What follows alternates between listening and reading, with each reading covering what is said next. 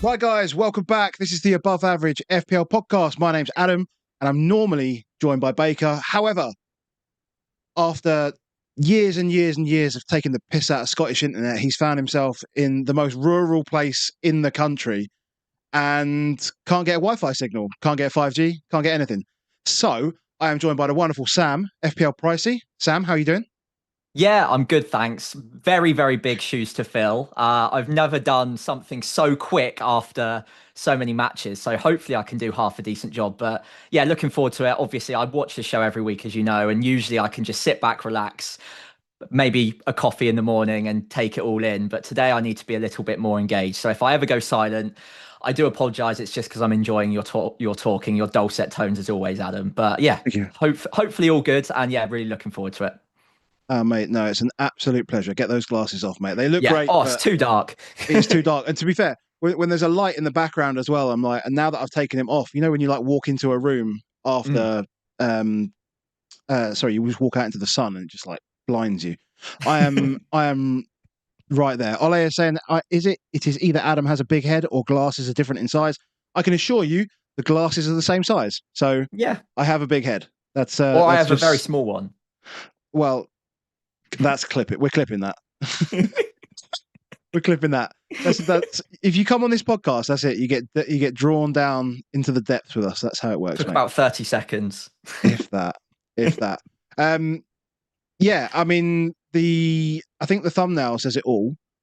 In that, obviously the game week starts and Palmer is not available immediately, and then we've seen injuries to Odegaard, not so important, but Saka, and we've seen a failing Villa attack. We've seen last week's top point scorer go off after 8 minutes. We've seen all sorts of things. Obviously we saw Tottenham just batter Man City at the Etihad as well. No one was expecting that, except everyone got all the points for it because everyone got Porro off their bench. I'm so annoyed about that because I like to do risky things, and playing Porro was a risky thing. I get the reward for doing the risky thing, and then everyone else gets the reward for not doing the risky thing. It's like, oh, come on, man. If it makes you feel any better, I didn't get the reward. He's still stuck on my bench. Oh, is it? Oh, I'm sorry. I'm sorry to hear that. I'm sorry to hear that. Oh, yeah. Nori got injured as well. Very good point, Peter. Very good point. Hello to everyone in the chat, in the stream with us this evening. Just over 125 people already joining us. Hope you've had a good week. There is a question, there's a poll in the chat. Do you have Salah still to play or do you not? And it makes me feel a little bit better because it's about 50-50 at the moment, which is kind of good. I don't mind that. Yeah, the ownership's not overly high at this point in the season. It's not too punishing, I don't think. I think the most difficult thing about the ownership is that because we're comparing it to, I think we're really just looking at overall ownership at the moment. We really don't know what we're looking at in terms of EO. So it kind of just doesn't matter. You just want the players that you own to score points and the players that you don't own not to score points. And although that seems like a very basic fundamental of FPL, it feels like it even more. You're not really playing that EO type game at the moment. So. And you saw the top 10% ownership for Haaland was 150 this week because all of the people who captained him last week are automatically at the top. So first few weeks, don't need to worry about it. I agree. So what we're going to do is we are, as I can see, Baker is not here. but we're going to go through all of the normal stuff. Look at our game week scores. We're going to go through the games, pick up any little tidbits that we saw over the weekend, and then we will have a discussion about what we're going to do next week. Mainly because there's quite a few options here, because we've got an international break coming up at the end of game week 3. So there's sitting on hands, there's making transfers now, there's free hit, there's wildcard, there's all sorts of things that we could do. But we want to keep our options open. So rather than saying you should do this, it's a good idea, I think, just to walk through the games and see if anything just comes to us as maybe a good idea. What do you think? Sounds good to me. You're going to try and talk me off the ledge of wildcarding as well, so that's always a good thing. We will see. I might end up there myself, but I feel like it's unlikely. But we'll see. We'll see. Yeah. First of all, we need to say, guys, if you do enjoy the content Baker and I normally produce, then please do head over. You're already here. Oh, sorry, I'm going to plug you as well first. No, if you do enjoy the content that Baker and I do, please do hit the like button. And if you want to see more from us, hit subscribe. And if you listen on podcast, make sure you review, make a comment in there. We do read them. We do reply. Let us know in the comments whether you've still got Salah to play. If you're listening to this before the game tomorrow night, Newcastle versus Liverpool. Let us know how you've got on in the game week. Let us know what you're planning to do next week. And obviously, as I say, please go and support FPL Pricey over on YouTube and over on X. You can find his channel. It's all linked in the description, but it is youtube.com/@FPL Pricey. Yeah, correct. All one word. Yeah. All one word. Perfect. Okay. And we have to always thank our friend Crypto Block Dan. I think you met Dan last week at Fest. Yeah, I've met him a couple of times now. So when you guys came down for the golf day in Newbury a little while ago, about a year ago, actually, I met him then as well. Lovely, lovely man. And obviously saw him at Fest a couple of weeks ago too. Yeah, great catching up with him. And Dan, if you don't know, I mean, you must know because you're always watching us. That's what you do. So Dan is he's an expert and an advisor in the Web3 and crypto space. He's an NFT collector. He's been an OG. Well, he is an OG. He's been in the space since like 2012. If you need any advice, have any questions around if you require an angel investor, for example, or if you have anything, particularly around Web3 gaming as well. So Dan actually owns a game or is part owner of a game that is currently going through beta testing as well. So if you have any questions around that kind of field, do please head over to hubble.social/Dan Hybell. That is DanHibell. You can grab from 15 minutes of his time for $40. And you can ask him any questions you want. He is there. He is helpful. He is a wonderful man. And we thank him very much for his support. Thank you to Dan. Also, thank you very much to all of our patrons. Patreon.com/AboveAverageFPL. You can join us over there. Today the Discord is quite a sad place. Like, it's a very sad place, a very somber place. Everyone's like, oh, I must be bottom of the mini league and all this sort of stuff. There's been some rough scores. But we're all there to pick each other up. We have different games to play. Although disgracefully, we only have one entry into the FPL Blackjack this week. Like, a load of people got kicked out last week because they didn't get through, and there was 4 guys that were supposed to enter, and only one person did. So he automatically got through to the next week. That game will end probably in the next 2 or 3 weeks max. Maybe probably next week. So come and join us over at patreon.com/AboveAverageFPL. Get involved. Lots of games, always ongoing. And as mentioned, I mean, I don't think there's many of them left now, but sunglasses are going out. The ones that you've seen on our heads. The ones that were left from Fest, they are going to our patrons. If we have stuff left over from merch, they're going to our patrons first. That's the way it goes. We've also got new coasters. Let me just grab these. I had a sneak preview of these. Yeah, little square coasters. These are good. It's fair to say.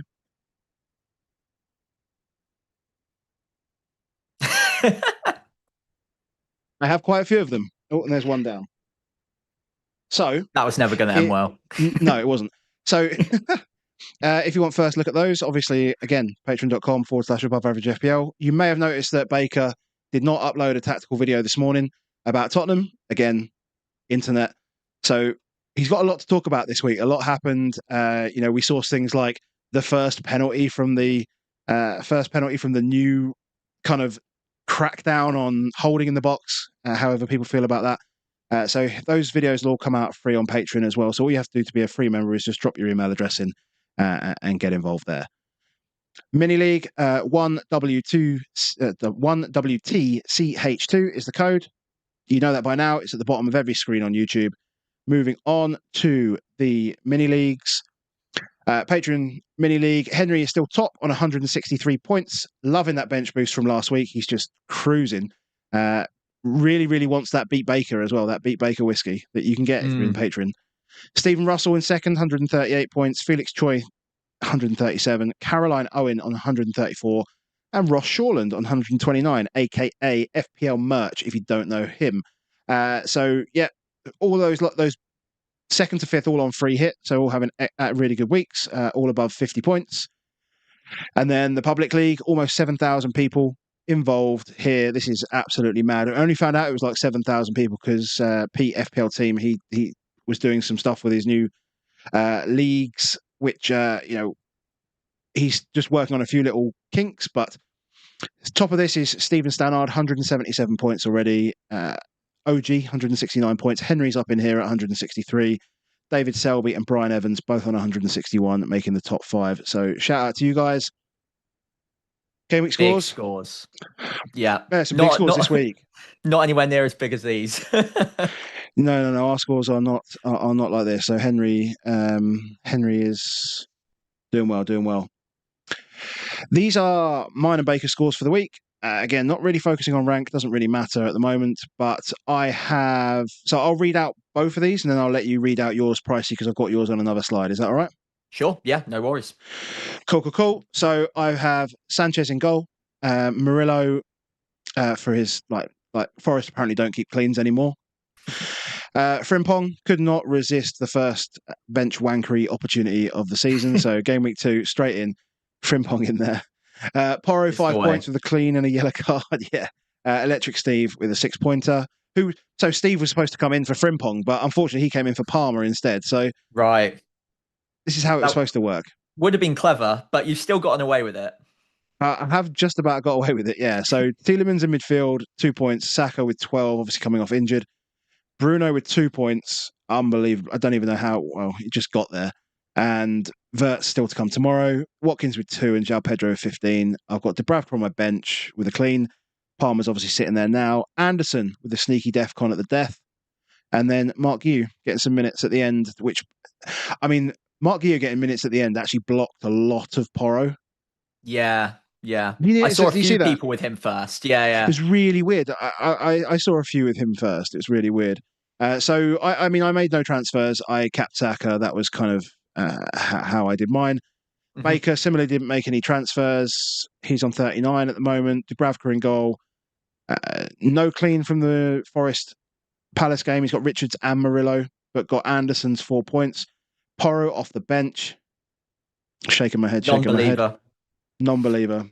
Terrible. Anyway, Rodgers in midfield. Vert still to play. Reinders 2 points. And Salah still to come, captain tomorrow. Watkins and João Pedro up top as well. Sals, Rodon and Guiu on the bench. So, yeah. I mean, in context, these are seemingly like good weeks, or at least mine is a good week so far. Yeah. I can really be undone and placed well below the average if Salah double digits tomorrow, I'm in trouble. Yeah, I think because I think this brings everyone straight back to me. That is where Agreed. That is where I am. That's where I am. Nice. Well, you're in a comfortable place at the moment. If Verts goes off tomorrow, it's fine. It's all good. And Saka's not even that badly injured, so you're great. We'll hope so. Let's go. Let's move on to your team, mate. Let's do it. Okay, so in goal, Sanchez, 3 points. I was weighing up Dubravka, but I didn't want double Burnley defence just in case. Seemed a little bit much. So Estev, or Electric Steve, as he's more popularly known, in my defence. I've got Tarkowski and Murillo. That would have been a back 3. Obviously, Palmer not playing meant that I played a back 4 with Anderson.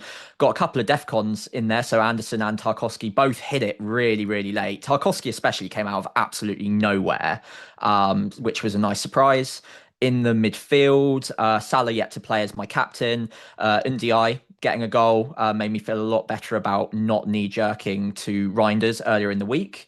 Anderson, 2-pointer, 11 DEFCON again for him. So he's missed out on an extra 4 points over the first 2 game weeks by not getting a tackle in or an interception or recovery.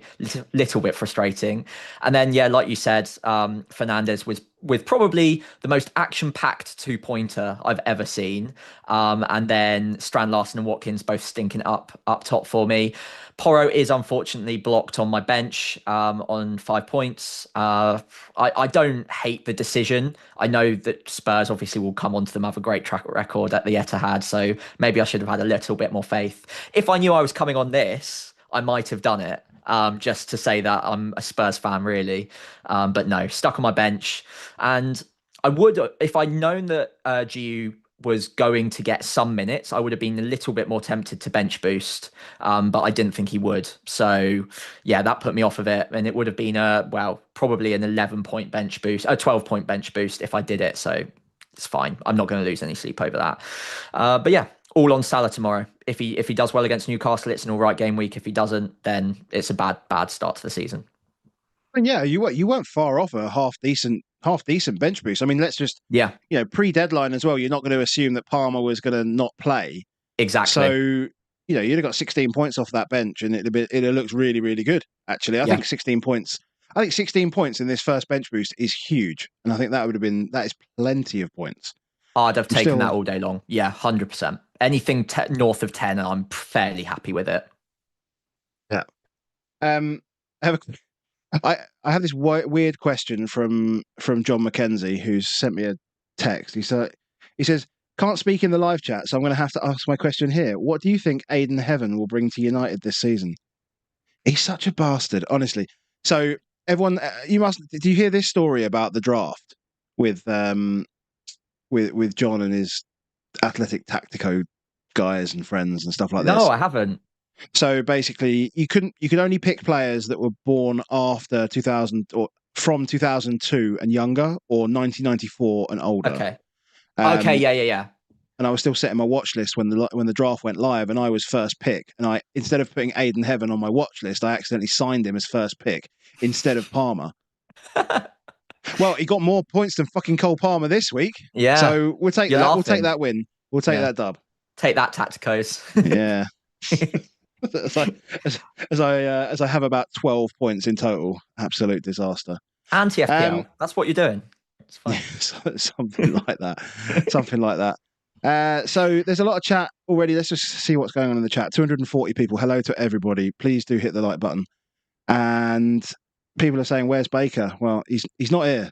Basically. I'm sorry, guys. No. Don't apologise. Don't apologise. So thoughts on Saka to Bumo? We'll talk about that maybe on Thursday when Baker has some internet. Baker has JP in his team. Why is he hiding? Mate, he's not actually hiding. Nobody just knows where he is. That's the problem with where he is in the world. It is rural. Martin King says 112, not bad for me. Is that 112 total? Is that 112 this week? Either way is pretty good.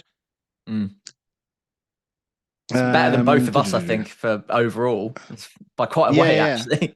News just in, NASA have located Bruno's penalty. That's perfect. Pricey, you make me laugh. How complicated you say and die. NDI? NDI. I've heard so I listened to a few different pronunciation things on YouTube, and the one that's most consistent is NDI, but I'm fully happy to say that that's wrong because I prefer to say Undai. That would be much easier. Yeah, Ndai is better because it goes with a Whitney meme. That's what it's there for. Yeah. Rockstar is right. Baker needs a rest. He needs a rest. And he's getting one. Right, good. Let's look at the games, mate. Where do you want to start? Or does anybody have any preference as to where we want to start? Friday seems like a good place to start with the Palmer fiasco, I suppose, unless anyone's got any strong preferences. No, we're already there, mate. We're already there. You say the word and we're there. I click the button, there's no going back. That's how it works. We're committed.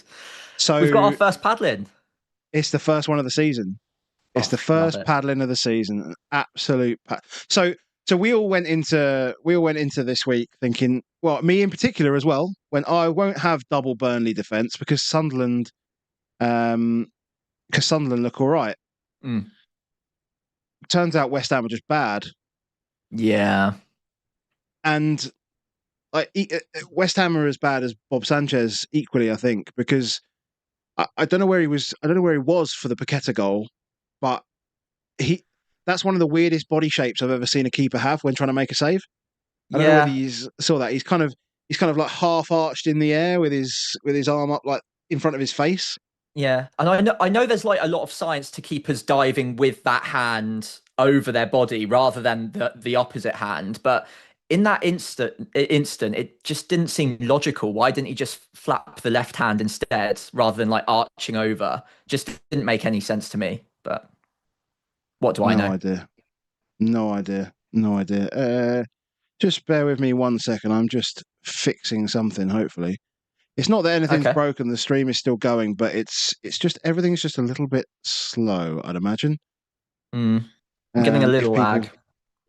well, that's probably because my computer's is doing absolutely nothing in terms of effort. So I'm going to make it work a bit harder, and then it'll pick up. So just bear with us just 1 second, No worries. and we'll make that happen.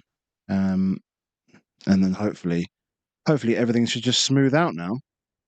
I turn it down because I'm sleeping in this room over the weekend, but so it doesn't actually like keep me up at night. Right. Anywho, right, back to the game. Yes. Um, so outside of the obviously the screamer that Paqueta scores, Mm, Chelsea completely dominant in all aspects of this game.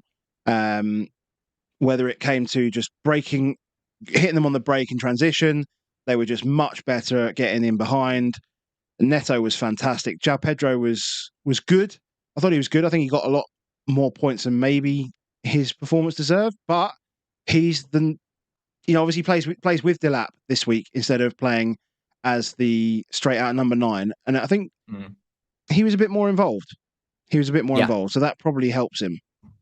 It's more his Uh, natural position as well, isn't it? Like at Brighton, I don't know whether you owned him during the period where he was playing out and out as a centre forward, but it never felt as comfortable. It always felt when he was in that number 10 role that it looked to me like he felt more natural there. And I know he thinks about himself as a centre forward, but I don't know if that is his most comfortable role for me. I prefer Delap ahead of him and him drifting into those pockets of space off of the striker. And he seemed very comfortable in a Chelsea shirt doing that this week. I mean, the support system around him, obviously, as you say, obviously, Palmer goes out at the start, but when you've got Mm, two players like Neto and Estevao who will just like hammer those right and left wings, it just gives him so much space to be creative about where he plays the ball. And yeah. so yeah, it was just he was good. He was good. Maybe I've just not given him enough credit. Actually, no, he was good. It did flatter And him though. 3 returns off of I think it was like 0.5, 0.6 XGI. Like it is flattering, but a player of his quality, you can have a flattering performance every now and then. It balances out for last week. that's fair, but I think even if you think of I understand how the calculation kind of works, but when you get crosses into the back posts and players are then taking it in their stride and shooting, right? So Mm, whether it be well, you say XG, Chalobah had 0.3 XG and João Pedro had 0.33 XG. So mm. he had 2 assists. So his XGI must have been a lot higher than that. He must have been around Maybe it's one, a bit. Hang surely. on, I'll do a live check. I thought it was like 0.5, 0.6. Well, if he had two assists on goals, like the lowest XG was 0.24, so his XGI must have been higher than this, unless of course, I don't think Chalobah or Neto did anything to improve their chance. It was Yeah. basically Chalobah just hit it first time, as did Neto. Mm. Yeah, so I use SofaScore for this when it's like it's straight away, and that's saying 0.52 XGI. So that's a weird one. I don't know. Different Weird. calculations. Maybe. Um, Outside of this, obviously, disappointing, I guess, for Sanchez owners that obviously Mm, he concedes that 0.01. I mean, Cucurella still gets an assist. I mean, that's good that he's making those runs to the front post. He's a target for those sort of shorter corners, those front man corners. Um, Caicedo just popping up is just annoying more than anything. He gets his one goal a year. Yeah. Well, he gets his one goal a year, but him and Fernandes scoring in the same game feels like a jackpot for anybody who's gone on either of them, to be honest. I don't know. Did Caicedo pick up the? I didn't have a look to see if Caicedo picked up the DEFCON, but I always just assume he will, but I don't actually know in this game whether he did or not. I can do, he just seems like the one quintessential DEFCON midfielder, doesn't he? Like he's just too boring to own. I just wonder whether they did. I just wonder whether they did enough here, West Ham, for him to pick it up. I just don't. That's a very good point. I can't imagine he would have done. So he picks up 7. So no, he doesn't get there. That's all right. When you're scoring, dominated. It's fine. You don't need it. Exactly. And if you're 5.5, then who cares? Yeah, really. So yeah, good for Chelsea. I think the news on Palmer is that he was just working back from some groin trouble during the week, and whilst he was named to start, they got him through the warm-up and realised he couldn't do it, so they pulled him from the matchday squad, which I think is reasonable. Yeah. That's fair enough. Do they risk him next week? I'm not sure. Yeah, I would be a little bit nervous if I didn't see him in any training pictures. But yeah, I don't think there's any real need to panic just yet. I think I saw there's like several 100,000 transfers out for him already. I would imagine that's more to do with the players you can replace him with than anything else. But I would wait for a little bit for some more information. I was going to say it's the early game, so there's less turnaround, but they played Friday night, so they've got massive turnaround anyway. Also leaks, if you're lucky. Yeah. Is that first game of the game week? Is that first game next week? Is that the first one? I think it's a Saturday deadline this time, right? It is. Yeah, it is. It's 11 teams, so 11 o'clock deadline. Yep. Yeah, and it is the Chelsea game. Perfect. And it's the Chelsea game. Okay, we'll just listen and wait out for that. I mean, I very much doubt he'd drop in price, though. Surely not. I mean, he's getting a lot of sales, like enough to make me a little bit worried he will drop in price. Let me see if I can find how many people have sold him already. Over 500,000, 500,000 sales already for this game week coming. Yeah, I mean, he's still 50% owned, so he's still owned by 6 million people. So that's, I suppose that's quite a, it's quite like a 10% drop, I guess. Yeah. Yeah. Cool. Well, I think waiting and seeing is probably a good idea. FPL Underdog is quite right, actually. There's limited Chelsea leaks, but we'll see what we get. We'll see what we get. And if all else fails, we'll see what Harry says, and then we'll blame him when it all goes wrong. Perfect. Seems reasonable. Right, I'm going to pull rank here and say we're going to look at Spurs next. Do it. Yeah, I'll sit back. You enjoy.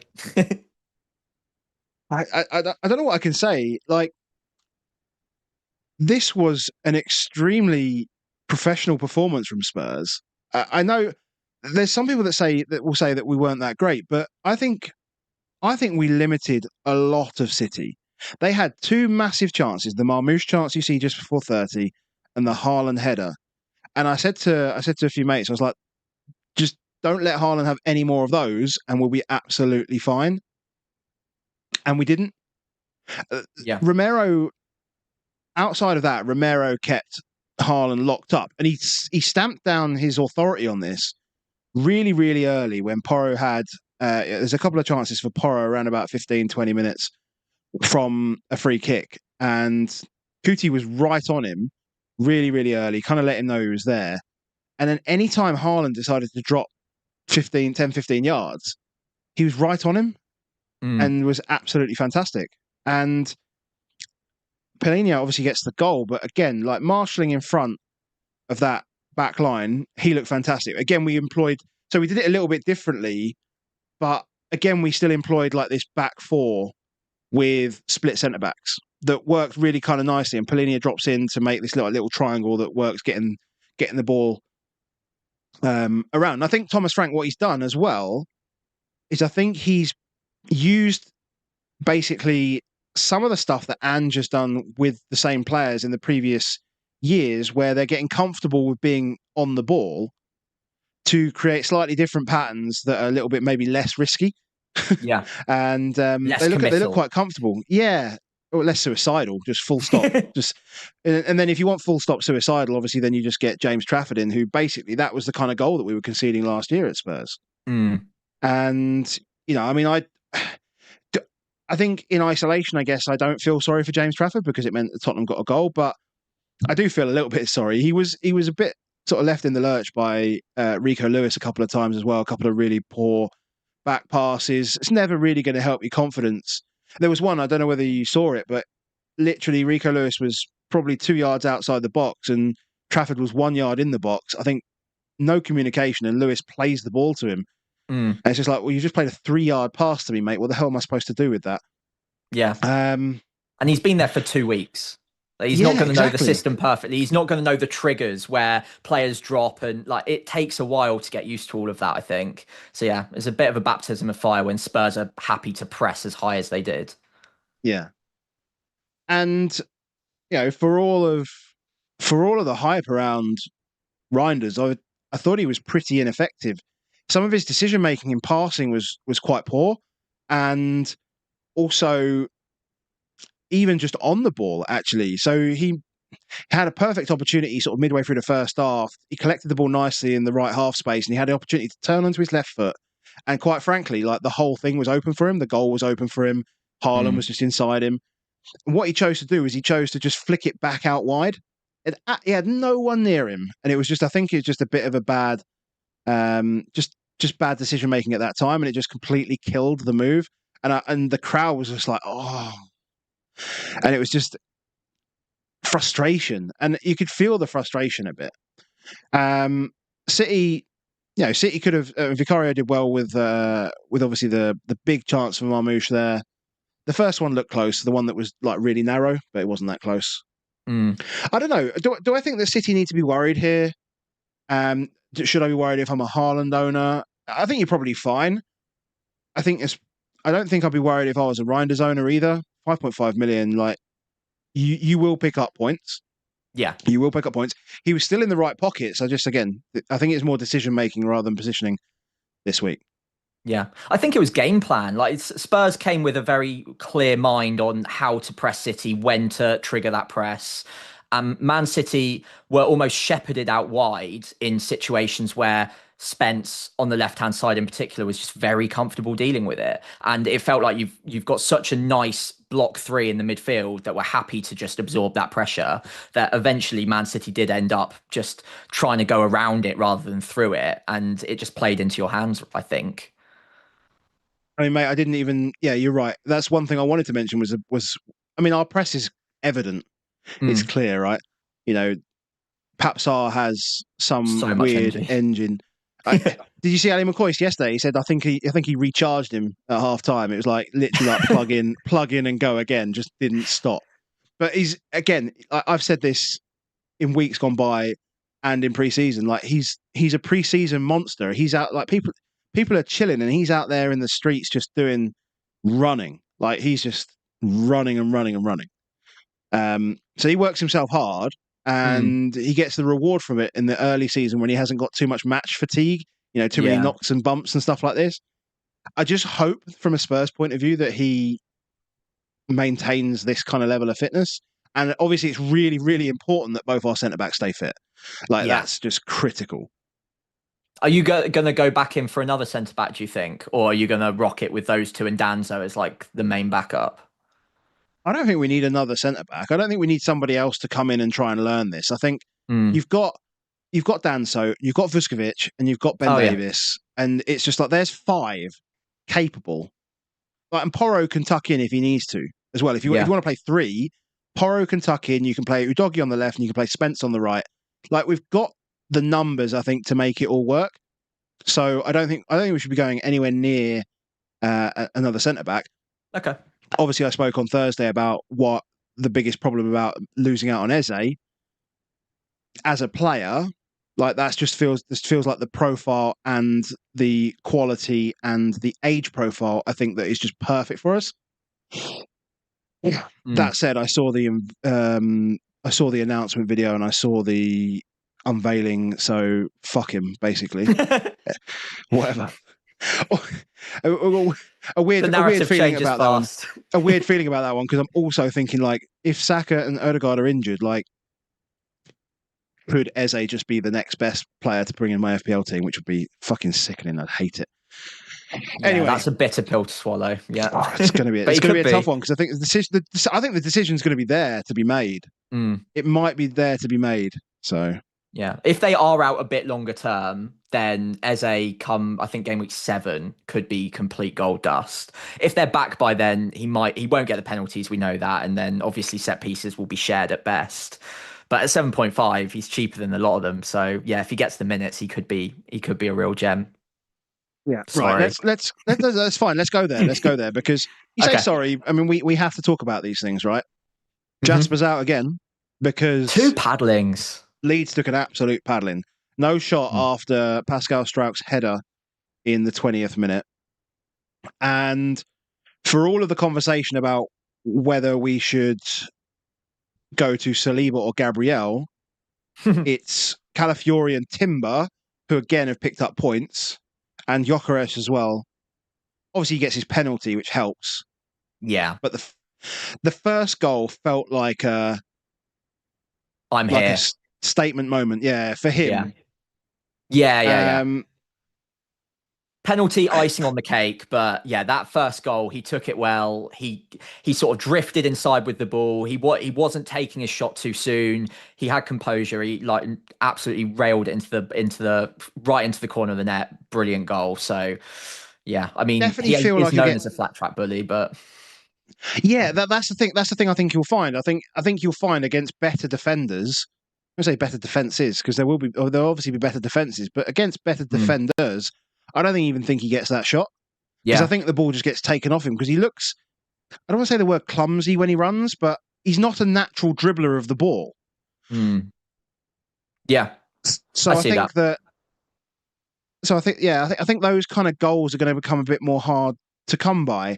And I think we were talking about that as well, that a lot of his goals last year came from bouncing around in the box. Weirdly, actually, that's kind of actually how he might score quite a few goals here. I kind of played it down because I didn't think they'd get as many of these, but maybe they do. Maybe just Arsenal create enough chaos in the box that that he gets a few knockdowns and a few pointy toe pokes into the goal like Timber did and that sort of thing. I mean, Yeah. Arsenal were good here. Like, there's no hiding it. Mm. Like Odegaard goes off when did he go off? Not he didn't go off super early because he got injured in the first half, but he came off at half time or something. Did I He get that came wrong? off before half time, but he did try Just to play before. on for a little while. I think it was around 30 minutes ish. He Oh went yeah, off. 38. Yeah. 38. Yeah, Okay. Yeah. Because he went down with the shoulder for like 5 minutes, went off for a little bit, came back on and struggled through and then went back off. And that was exactly. all. But Fair they've got enough. depth now. They've got a bit more depth, and it's not Erdegaard and Saka level, like in terms of the quality, but they've got a lot more than they had about them this time last year. Um, and yeah, I think that'll bode well. Hopefully, it means they don't run these players into the ground because that's what has been the problem for the last couple of years. Your Sakas, your Erdegaards, Martinelli in the past as well was sort of like just minutes monsters, wouldn't get taken off, and eventually they just run out of energy and get all these little injuries throughout the season. So I mean, hopefully they can avoid that. whatever they were planning on doing, they can almost just they can plonk Eze just on that left hand side, and they can bring Madueke back out to the right Yeah. if Saka is out injured, and they just carry on as they are. Like they don't even need to change anything really. Mm. They might need to replace. I mean, they might bring in like is Marino fit? Was he unused or something like that? Was he unused sub? Yeah, he was unused. So they might use Marino maybe on because I think Marino would probably suit better alongside Rice, and then if you have a Zubimendi, have that kind of three. Yeah. Maybe I'm wrong. I'm sure Arsenal fans will tell me I'm wrong because I don't really know much about them. But it just feels like that would be a more natural sort of three, and then you'd have the other three up front. And then you've obviously got Trossard can take minutes where needed, but I think he would be better supporting Gyökeres right now with Hmm. Havertz out. Yeah. And obviously like Nwaneri and Lewis Skelly and some 15-year-old kid called Max Dowman can apparently cover everyone else. Yeah. Apparently. They've got two good players in pretty much every position now. And like it's Mm. unfortunate that Havertz is out for a while because then they would have had two up front as well. That's probably ironically now where they feel like there's a big drop off if Gyökeres isn't playing. Otherwise, it would have been fine. But yeah, it does look like they're better set than this time last year. All I will say though is this is Daniel Farke's Leeds, and Farke, as good as he is, and as good as Leeds have looked generally, he has got a bit of a history with coming up with sides and not being able to really defend against the best attacks. So I wonder if there's a little bit of that sprinkled in this result. Maybe.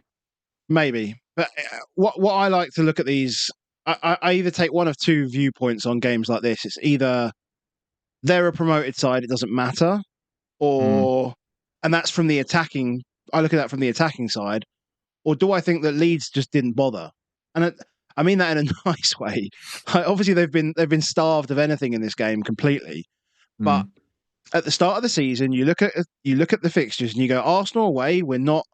That's not a game that we're going to pick up our points from. Like, it's not. If you track our points where we expect or where we'd like to be, this is not a game where we're going to pick up our points from. So we yeah, might assign like 0.05 of a point to this game, and if we lose it, then we've lost a touch. If we win it, then unbelievable. If we draw it, we're over expectations. So yeah. they got battered, but I don't think this changes anything for Leeds either. No, I don't think it changes their season whatsoever. Don't think. I think the players that people have got from Leeds are fine. If you've got a road on, that's fine. Obviously, he'll fare better in different games, mm, but he still got to the defensive contribution number in yeah. this game. He'll be All right. hitting that fairly regularly. It looks like. But yeah, but normally when you get a defender in a game like this and you go, oh, that's a naught pointer, but it's not a naught pointer for Rodon. It's 2 points, Yeah. which is better than losing 2-0 and not getting defensive contributions. Yeah. Weird, Mm. weird game.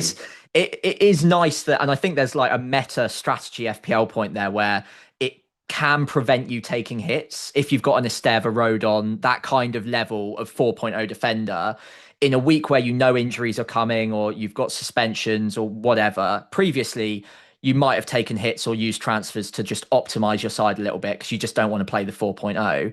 This season, as proven in this game where they lost 5-0, Rodon can still come out with not a good score, but a score that is good enough that you probably don't want to take a hit to bring in another defender because it's obviously quite difficult to find a defender that's definitely getting 6+ in any given game week. Yeah, So yeah, I think it's a way to just prevent yourself from hitting those buttons yeah.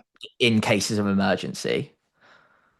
Sounds good. Sounds good. You mentioned Electric Steve there. Let's go to Burnley versus Sunderland. I think we've talked enough about this. Obviously, Gyökeres is going to get a lot of minutes now. Uh, Mm, Timber. People have asked about Calafiori. Actually, I mean, I think he's obviously nailed in that spot. Timber. I think it was Ben White last week, but Timber. So maybe I probably wouldn't touch that right hand side. Just risk of rotation, or not rotation, but risk of one playing and then the other. Well, that is rotation, I suppose. yeah. But not. Yeah. When I say when we talk about rotation, I'm talking about. I mean in my head like fatigue, but this is not fatigue. Yes. This is Yeah. just. I mean like pure like rotation. Yeah. And Lewis Skelly's not going to get like no minutes either. He's going to start some games. He was great last season. So even Calafiori, I'd be a little bit hesitant to recommend. He's off to a great start, but he will get taken off early. And I always get the feeling with fullbacks at Arsenal when they've got that depth, one bad performance, and then the next week they could be in trouble. So they look great right now, but I probably wouldn't be buying them with the next four in mind anyway. So it's probably worth just watching and seeing what happens. Fair enough. Fair enough. We will know Personally, when. Yeah. No. That's fair. And I think we will know when we want to dive into Arsenal like completely full on. triple up. Yeah. Yeah. Yeah. That's game week 7, and we've got 5 weeks to work it out. 5 game Mm, weeks. We've got 6 or 7 weeks to work it out. So that's mm. fine. Cool. By then, Burnley hopefully, it'll be a Sunderland. bit more Yeah. clear. Yeah. Burnley Sunderland. Um, two promoted sides. I think this game went slightly. Well, I don't know whether it went as expected.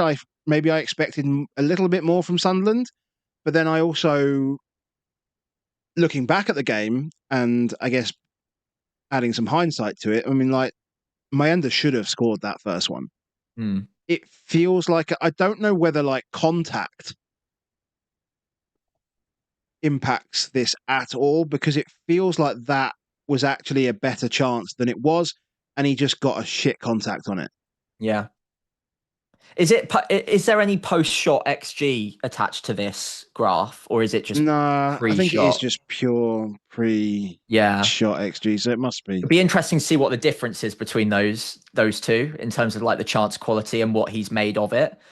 Um, but yeah, Yeah, Ballard, shame he had to go off so early because he was looking very Ballardy all of a sudden again. yeah. FPL Zytgall, the fact that you've asked to be a mod about 7 times, I'm going to time you out for 5 minutes. Enjoy yourself. Um, easy as that. I thought one interesting thing about Ballard, despite going off after 8 minutes, like his baseline was already starting to motor up. Obviously, he creates that chance for Mayenda, Mm, and it's weird. It's annoying. I mean, I think they worked it out that he should be 4.5 and not 4.0 like many of the others. But it's they good that they did target that. him. But they target him for everything. Mm, And this is what we should have been talking about last week more than anything. It's like that every single set piece goes to him. mm. He's an absolute monster for him. And so whatever it is, I don't know whether there's been any feedback on his injury. I guess because he's a Sunderland player, nobody's really bothered to check up Yeah. on it. No one's tweeting about it because it's a defender from Sunderland. But it might be worth having a look just to see whenever they get a good fixture run, or if you can stash a 4.5 at any point in the season, maybe he's the one to do it with, Yeah. because he will pick up some points. Yeah. Outside of that, well done Burnley, I guess. I mean, it was kind of a must-win for. It's second game week, but you can't be losing to another promoted side at home in game week 2 after you've No, already lost 3-0 in game week 1. It felt like a game they really needed to like stamp their authority and prove that they're competing at this level. And they look decent. They look fine, pretty tight at the back generally. After that, my end a chance. Sunderland didn't create a lot. And this is obviously, I watch this every week, so I've been looking forward to saying this. Obviously, the graph is very dependent on the level of XG that they created. So some of these chances look quite big, but actually none of them for Sunderland are over half an XG, because these both sides only accumulated, well, under an XG in total each. So it was a pretty, well, expected to be a low scoring game as it was. And Sunderland, a bit like game week 1, created around the same level of XG, but without the end result ending in 3 goals this time. So Burnley did something right. maybe they're reverting back to the mean or something like Yeah, that. yeah, And I mean, look, Burnley took their goals well, both goals they did. for Anthony and for Cullen, really well taken. Again, doesn't really change anything. You know, if you're not putting more than 1 XG up at home, then it's not good. So avoid and target is Yeah. still Estevan a thing. Dubravka, though, they did the job for those of you who needed them this week only. So fair play. They did it when they needed to. Yeah, fair enough. Fair enough. Right, so we should talk Bournemouth Wolves, I guess, Let's do it. because not much happened here after the 4th minute, basically, or 5th minute, or wherever it was.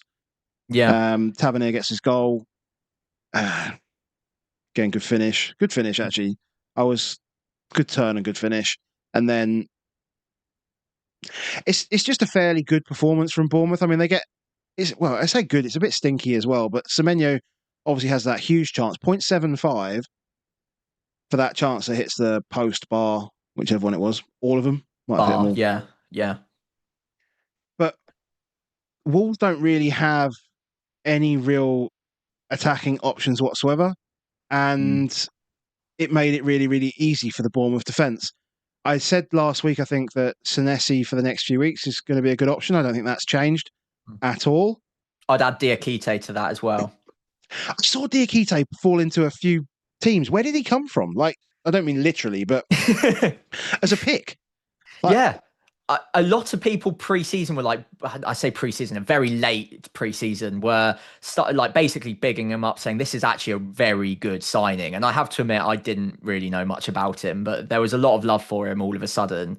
I think he's coming at 4.5 as well, and Bournemouth fans are very excited about the quality. They think it's a really good replacement for what they've lost, and they've lost some good players back there. So Yeah, yeah. big step up needed, but he looks like a player, and only conceded zero point 0.4 xg against Wolves seems reasonable enough. Wolves aren't exactly any like too strong going forward though, and as a Strand Larsen owner, I'm a little bit worried about that. But I was going to say, DKT how do you looks good. feel? How do you feel? How do you feel about Strand Larsen? I still think for 6.5, I'm generally okay with it. Like he Yeah, had a header on goal that he should have done better with. Game week 1 against City, he had a couple of chances. And that's all I'm really asking for from a 6.5. I would lose faith a little bit if he didn't have penalties. So we'll wait probably all season to find out whether he actually has penalties because Wolves just don't get them. But if he does have that extra benefit, then I think 6.5 is probably fair until a Thiago or a Fulkrug, less likely Fulkrug now, maybe Tierno Barry at Everton, stick their hand up and become an obvious pick at 6. I think yeah, he's kind of okay for now. My concern is the first 2 game weeks he has been brought off a little bit early, and there's obviously that transfer speculation around Newcastle as well that's just not quite going away. So if I'd known all of that before game week 1, I might not have picked him in the first place. But seeing him sat at my side right now, obviously he's not netting yet, but he's getting a few chances. He is the focal point. Like everything they do that's positive gets to him. So I do think he'll stick a couple in the net eventually. He's just not going to be a 20 goal player. He'll be like 10 to 15 tops. yeah. I mean, he only had the one shot yesterday, but he's got fixtures coming up, right? So Everton and then Newcastle away and then Leeds at home. So there is Yeah. definitely opportunity for him to start picking it up. And if you've taken the time to, hold him through City and have him for this game where he's not performed, like I think he was better last week than he was this week, but you bought him for this week. He blanked, players blank, and now you've got, 2 decent fixtures, at least in the next 3, both at home. I don't think again, I think this is kind of sit on your hands and just go with it, to be honest. Yeah. On the other side of this, though, some people didn't have Strand Larsen. Some people went in for Evan Nielsen, Mm, which again, like no shots at all. I'm trying to recall the foul. yeah. Should he have had a penalty? It was Was it just outside, was like it just just outside? outside the Yeah, that box. might Yeah, have been yeah. what it was. Yeah, and like he was basically through on goal as well. So it's I agree. Obviously, no shots. It doesn't look good on paper, but it's one of those like nuances that you do need to watch the game to see that. Okay, that's almost a big chance on a plate for him, and he does feast on those. So I think it was Totti. Was it Totti or I can't remember who got sent off now, Oh, but sorry, yeah, it was Totti. Yeah, of course it was. Yeah, yeah, yeah. yeah, he brought him down and didn't, but obviously took the chance away from him. And just because it was outside the box, he's not getting the assist for it either from a penalty. So Yeah. yeah, it looks like a lot worse performance than it was for Evan Nilsson. I would still be relatively comfortable considering like Bournemouth are creating chances. That it's not like Wolves where you're feasting off of like one chance a game. There's a few more in here. There are a few more bumps in the XG map here as well, even if they're a bit smaller. Yeah. So 12 shots they had here. Semenyo is obviously still just good as well. But Yeah. I mean, Semenyo is just greedy. He loves his shots. He loves Like them. he had opportunities to play Evan Nelson in as well, and just loved shooting. Yeah, that could be a problem for Evan Nilsson if you've Yeah, got players around you that they can see you in a good spot, but they're willing to take the lower XG shot on because they just love it. Then that is a potential issue. And yeah. Semenyo is a guy who loves shot volume. I think he was top of the league for shots for a long time last season, so he's going to do the same again. He could do the same again. Well, I mean, he had 2 shots from outside the box last week and took them both. So again, we're talking this reverting back to the mean stuff. It's almost like XG is actually a decent measure or something like that. Over a God very forbid, long eh? run. Yeah. Over a very long run. Yeah, yeah, yeah. Okay, let's talk about other attacks that are performing poorly over a very short run of period of time. And a lot of people have players from Aston Villa. So there are some analytical Tielemans out there. There's a few Grassy Rogers out there, and there's a lot of Watkins. and Yeah. not very many points. No, not many shots either. Just nothing really from Watkins so far. Very No. quiet. It's better like, yeah, I've seen Villa fans getting a little bit annoyed with Emery's team selections. Arsenal fans also saying, yeah, we remember this happening with us, and this is the kind of Emery curve that they go on after a couple of years. I don't know whether I'd be genuinely concerned yet, or whether it's two games. Like, do you want to just give them a bit more time potentially? And there's just no way that Watkins doesn't get a fair few attack and returns this season, surely. Like, even if he's in a poor side, he's surely going to get a fair few. I'm But just worried stylistically how they have to set up at the moment, because they're yeah, so ridiculously narrow that it just Mm. makes me feel like if Watkins wants the ball more, he has to almost go out wide to get it. But you don't want him out wide because there's nobody in the box to actually then turn over these chances into goals. Like, he did have 4 shots yesterday, like, and he did yeah, have a big chance, but it just it just all felt a little bit cramped, and it felt really easy for Brentford to defend. And Mm. if you and the one team that you don't want to really provide a really rigid and simple structure to, it's a team that has for the last 5, 6, 7 years worked on patterns of play based on extremely kind of rigid structures, Yeah. and that's you know they just had no chance. They just had no chance. There's lots of, again, you said it just a few minutes ago about these jumps. These look like kind of big jumps, but they're not really. They're Mm. all kind of really kind of small little chances that aren't really very much. Yeah, they're all like 0.1, zero point 0.2 at best. Yeah. Well, not even that. That's the thing. They're like, well, yeah, there's Maybe some one or two of 0.1s, them. but zero point Yeah. 0.1, but there's two 0.2s in here. That's it. Mm. So Buendia had 0.16, which I think is the one just before an hour, and then Watkins is 0.26, which is the one just between 75 and 90. Yeah. And Where are the so, wide runners? Like, why is well, they Marlon not don't. getting minutes? Like, it This is it. They just just don't seems have so him in the side bizarre. though, because you're missing a like an Asensio, a Rashford, those kind of. Well, even just seeing last year, like Rashford in particular, Mm. just gave them so much width, Yeah. and more so when you had. So Watkins did used to do a lot of the work. He used to do a lot of work down the channels, and that's particularly down that left hand side. And it Mm. just seems also he's not willing to do that. The thing that worries me is if they don't get up and running soon and quickly, is that the Champions League will be on them, or Europa League will be Europa on League. them, and then they don't, and then they're just not going to have the time to really Change to re- systems, work on things. yeah, Yeah. even work on anything Yeah. at all. Or the depth. Like, that obviously PSR has kind of like ruined them a little bit recently. They're selling players that otherwise would have in past seasons been really helpful to have off the bench. Like, how much would they have loved to have? Like, well, if they'd been able to sign Rashford, they would have loved that yesterday. Yesterday. Again, Asensio, if they can get that through, then great. Ramsey as well would have been very helpful to have yesterday.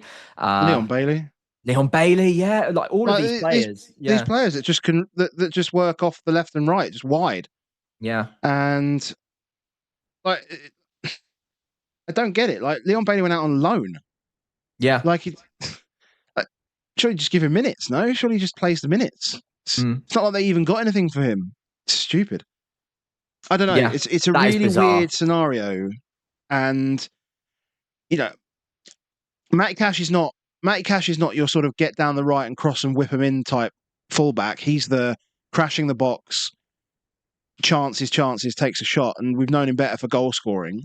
Yeah, Down that left hand side, I mean, who did they Dean. play? Who did Yeah, they start with this? Did I Dean then think bring on Dina Matson, or started, was it then Matson came on fairly early, if I remember 64? Yeah, But well, maybe neither that's of them are what FPL picks. maybe that's what Gesson's there for. Because I think Gesson down the left hand side when he came on looked lively, looked a bit busier. Mm. Um, They'll build him up, I think. Yeah, yeah, okay, you'd hope so. but it's just a bit. It's just like, so if you are on double Villa attack, like where do we go from here though? Because I just don't feel comfortable with it at all. No, I mean, yeah, I've only got Watkins. I'm not particularly loving it, especially at that price as well. There's so much you can do with 9 million. Gyökeres But is just scoring goals already. yeah, Like he's come in, has done nothing, straight from the Portuguese league. Used to play in the Championship, scored 2 goals. Just yeah, hi guys, I'm here. easy as Same that. price. Yeah, and the thing about Gyökeres, we know he's on penalties. We don't know Watkins is.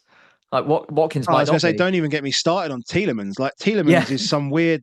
So I think at the end of pre-season we saw some, and even when SofaScore formations and all these formations come out, you're like, oh, Tielemans playing the 10, amazing. This looks great. And then the first thing you do is you see him and he's picking up the ball from the centre back. And you're like, well, he's playing 6 now. yeah, I don't need. He's playing alongside Onana. I don't need that. Except he does no defensive work in there at all whatsoever.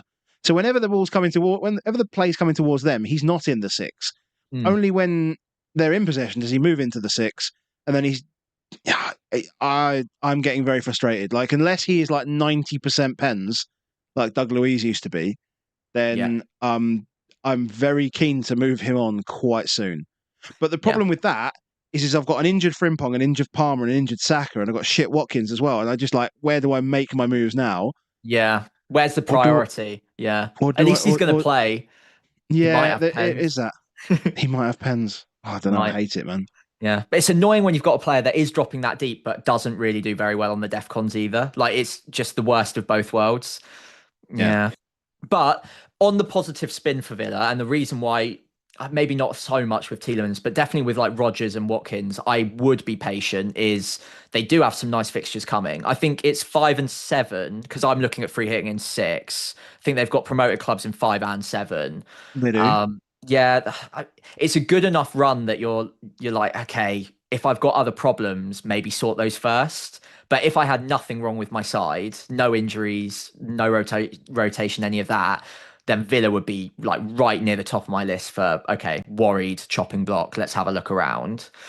But I Yeah. think it's one of those things. Early season, we've only got a couple of free transfers. Unless you're wild carding out of it, I think most of them probably stay for a little while. If Gyökeres had better fixtures next 3 or 4, I'd probably make that move tonight. But They're just so those next 4 are just so bad. So yeah, for anyone who doesn't know, it's like Gyökeres' next fixtures are Liverpool, Forest, City, Newcastle, and you compare that not to ideal. and Villa is Palace, Everton, Sunderland, Fulham, and then it's game week 7. They got Burnley. Yeah, yeah. It's not great. I mean, yeah, it's a proper form versus fixtures pick, isn't it? Where, okay, Yeah, Gyökeres coming in. And it's funny that we're calling him in form already. He's just scored 2, including a penalty against Leeds. But yeah, they are a team that the team looks like they're in better form. They're going to create XG. They're going to create chances for him, you would think. And Villa just look bereft of like imagination at the moment yeah. against a Brentford side that, remember, 7 days ago, we were all saying, right, they're getting whipped every single week. And I And don't know that's whether just that's gone. really changed but I don't know whether that's changed though because Is it Villa? Yeah. is it Villa? Like that might be it might just be it's Villa right now rather than Brentford aren't who we thought they were because Mm. yes, they pull up. Okay, so context on this graph, and people will tell me that this graph is wrong. We can accept that. Is the Ouattara chance here, 0.54 xG, is the one that he scored, but he also has a big chance before that. So some graphs will combine those two. This one doesn't, just the way it's built. Sorry about that. So if you take down, so let me just plot that quickly because if I take that chance for Ouattara. Mm. Because it's a 0.552 chance and a 0.538. So if you take 0.55 off here, and I think that's reasonable, we can say Aston Villa 1.24 and Brentford basically at 1. And Yeah. again, if you're putting up 1 XG at home, it's not fantastic. So I don't know. Yeah. Well, yeah, exactly. You're not scoring 2 goals off of that same chance. So it is kind of a false number, isn't it? So Yeah, yeah. Brentford really about an XG at home to Villa. It's not inspiring me to go out and get Altara or Thiago immediately, put it that way. No. But in the same breath, it's also not filling me with confidence on Villa not being able to break them down. So yeah, I think Yep. both are kind of a wait and see. Villa especially, maybe just hold on for now and hope that the fixtures breed some form. Maybe. FPL Harry's in the chat. Hello, hello. Hey He said Harry. it's just who to buy. That is the thing. It is who to buy.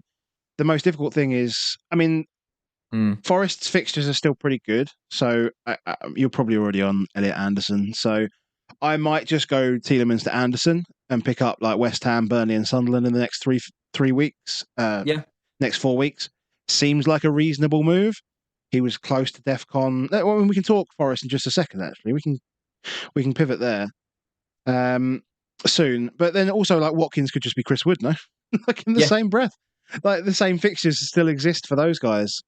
Mm. And then you can go Chris Wood for 3 weeks or 4 weeks. Yeah, just go Chris Wood for 4 weeks and then just go up to Gyökeres after that. Keep some money in the Yeah. bank. Make sure you don't spend it all. Or wildcard in 7. That kind of thing can happen. Yeah. If And you could you, definitely. In fact, actually, I'm really looking. Hold on. I might have just triggered my first transfer there. So it might have to be a Watkins. Well, it might be a Watkins to Chris Wood because why not? yeah. I know Palmer and What Saka then? and all What this can you lot are do injured. with Tielemans as well? Because you could upgrade to a Semenyo, maybe. Yeah, I could definitely upgrade to like a Semenyo. Oh, you're making me excited now. This is cool. I like Clip this. that. That's the sort of thing that Baker does as well. He's like, you can do this and you can do this, and I'm like, okay, Mm. cogs are whirring. But Yeah. yeah, I could have Chris Wood for 3 weeks or something like that, and then wildcard in 7. I mean, those fixtures are beautiful for Forest. If you can avoid game week 4 against Arsenal, Free or hit. yeah, free hit, perfect. So those three Especially fixtures. if you don't own Salah. Like if you don't own Salah, free hit in Yeah, 4 is you can combine that and it makes it look really good because then I can triple up on Liverpool, I can triple up on Fulham, I can triple up on Palace, I can just go like that a just lot. target the promoted sides. Like two established Premier League teams are playing promoted sides at home, and then the best team in the country are playing a promoted side away. Mm. So okay, I'll just That do feels that. pretty good. Probably feels pretty good. Feels pretty good. And then Transfer plan whoever West sorted. Ham Love it. whoever West Ham are playing as well, I guess. Oh look, that's Spurs. Perfect. We can do this. Done. It's all just done. Free hit 4 is going to be so much fun. Right, let's get off Brentford and Villa. We've got we are what we an hour, just over an hour in. Yeah. We're doing good, mate. We're doing good. So yeah, so maybe I shouldn't get Chris Wood. Yeah, another low XG game. What's going on this weekend? No chances. Our defense is back. Like what? What? Was What? this was one of only 2 games with more than with both teams to score as well? No, am I only this Uh, game? This game, Fulham, Man United, and then yeah, I suppose. West Ham, Chelsea. There were quite a few cleans around. Yeah, there's been 3 games where both teams have scored. There was West Ham Chelsea on the Friday, none yesterday, and then 2 today. So Yeah, yeah, Palace Forest and Fulham United, and under an XG for both of them. Again, kind of expected this though. So I yeah, would consider. I it, I think the environment around the game was also pretty fiery. We mm, won't talk about what happened at the stadium, but that kind of environment was always going to happen when you involve this Europa League, Conference League stuff that happened, and the fans just become and like the Palace fans are genuinely some of the best in the country. Like mm, in terms of adoption of, I guess, some of our more continental friends and the way that they display fandom, Palace are probably the best in the country for us, I would say, yeah, I'd back that. I went in the to Premier them League in against West particular. Ham last year, and it was electric. It was so much fun. That Homesdale end is quite good for that though, and they've Mm, set it up quite well. And it's just kind of the thing about it is they've made it work so well that actually it's just kind of grown organically as well, which makes it better. That's the whole thing. It just keeps growing, growing, growing. So I can see that whole Homesdale end, the entirety of it, just being the equivalent of a yellow wall type thing. mm, And so yeah, the environment wasn't fantastic in this game. Obviously, Palace lose their most influential creative player. They do. mm. And Forest, I'm still not convinced on. Yes, they banged a few goals last week, but I'm just still not 100% convinced on it. And so it Yeah. felt like it was going to be a stinky game, and it kind of was. Yeah. And Forest aren't a team that even historically last year when they were doing really well, they weren't creating tons and tons of XG.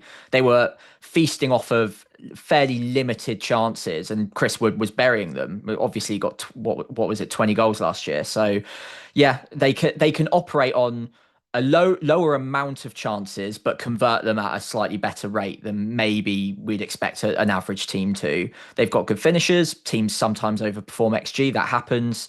You would have expect them to revert to a mean at some point this season, because if you're only getting 7, 8 shots a game, then over time that is going to take its toll. Especially now they've got Europe to worry about as well. They've signed well. I think they've got a bit more depth, especially in midfield, but that I don't know whether their new strikers are going to necessarily hit the ground running and be Premier League level immediately. They're going to have to rely on Chris Wood for a little bit longer yet, I would think. So I wouldn't be surprised to see a few more results a bit like this against the tougher defences away from home, where they stink it out a bit, try and catch them, get a few slightly larger chances if they can, and hopefully one of them ends up in the back of the net. But they're not going to create 20 shots a game, I don't think. No, it feels like that's kind of been the way it's been done at Forest, just continuously, is they buy all these really interesting players. This, you go Taiwo, and then you go Jesus, and then all it ended up being for the last 3 seasons was it's Chris Wood, Hudson-Odoi, and Elanga, and it was just like the front three that actually just worked, over and over. So they do need to. I'm interested to see how, like, Hutchinson and I think Doug Luiz will make a huge difference. Yeah, that's a big signing. There will be an impact on Elliot Anderson, like from an FPL perspective, in that sense. Yeah, I'm worried about that. 100%. It could also impact Chris Wood from a penalties perspective. Yeah, Doug Luiz I hadn't is thought of that. Yeah. great penalty taker, and he takes set pieces, so he might take some off of Elliot Anderson. What it also might do is it also might release Anderson a bit more. Right, as well. So you get Anderson playing alongside Gibbs White, and it's then them two kind of running the show as these two like front foot eights, and then that might get more interesting for him as a 5-5. So I remember just before game week 1 was when Douglas Luiz was first rumoured to maybe be going to Nottingham Forest. So I did a bit of FB refing and checking sort of like the profile of the player. And Douglas Luiz for me isn't like your classic holding DM midfielder. He a bit like Tielemans in a way, where he doesn't do a ton of the defensive work. So I wonder if he almost becomes the more advanced of the two in those sixes, and Elliot Anderson becomes the one who drops, because Sangare played alongside Anderson today, and I wonder, having seen how good Elliot Anderson has been, and Sangare has been coming off early every now and then, I wonder if Luiz comes in for Sangare and Elliot Anderson starts playing that more withdrawn, deeper role. But at the moment, it's all just guesswork. We just don't know. And whatever happens, whatever roles they play in, Anderson will get reduced minutes, you would think, because even if he starts alongside Doug Luiz, you've still got Yates, Sangare, all of these other players to come on. And if Anderson's playing the DM, they'll come on for Anderson. So I'm nervous, but I think in the very, very short term, he's probably okay. As soon as Europe hits, I would be more worried about the minutes. So I've got an eye on that. That's interesting, because I think, okay, fair enough. That makes sense. It could go either way though. Like Doug Luiz might sit in a bit more. It's hard to tell, but I wouldn't be surprised if it goes the other way.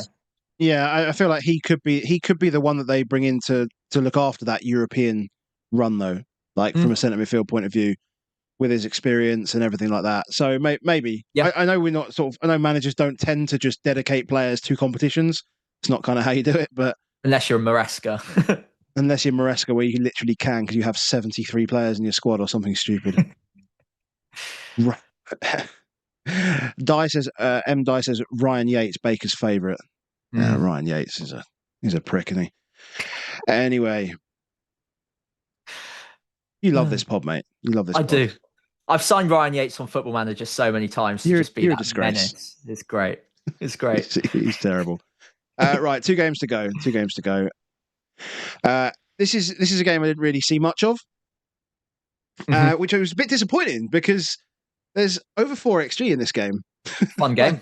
Yeah. I mean, I know there's a penalty in there as well, but this looks like a real fun game. And I think there's a piece around Brighton being good in attack, but then also a bit of home new stadium bounce. Do we call it that?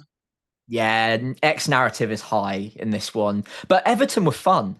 Like at times, they knew how to create chances in this one, which I was very surprised by. I was watching this as a Undai or Undai owner, depending on how you want to pronounce it, and obviously Grealish looked brilliant too.